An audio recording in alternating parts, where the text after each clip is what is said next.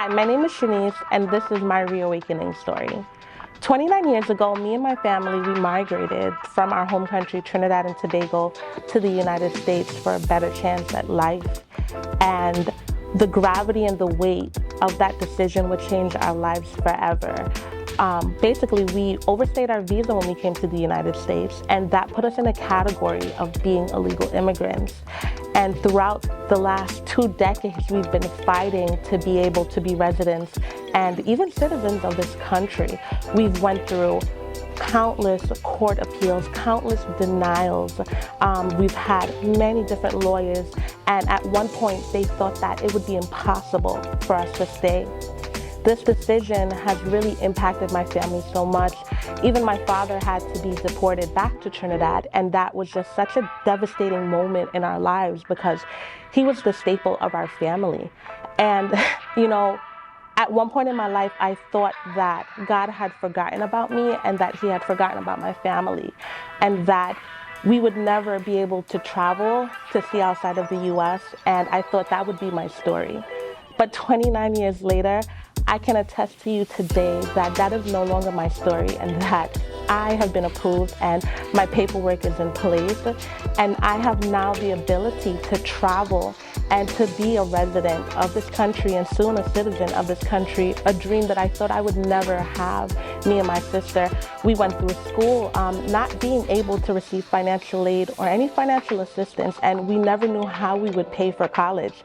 By the grace of God, throughout the years, we've paid for school out of pocket, no student loan debt. So what we considered as a setback was just a setup for God to set us up in the right way in life. And I'm just really so happy that Fresh Oil, the Fresh Oil Scholarship, would pour into me and to be able to help me to handle my legal fees, to be able to get to this point in my life right now. Just the pour of Fresh Oil and the community of people who have prayed for me and believed on my behalf, even in the times and the moments that I didn't even believe that my own situation would change, has been such a staple in my life. And I'm just here to encourage someone today that God has not forgotten about you. His promises are true. They're yes and amen. And everything that he has said, at the opportune time, he will reveal himself.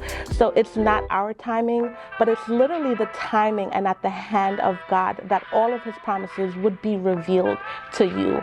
This has become such a reawakening moment in my life to just be able to understand that God, he is so faithful and he is so firm in his promises and that they are true.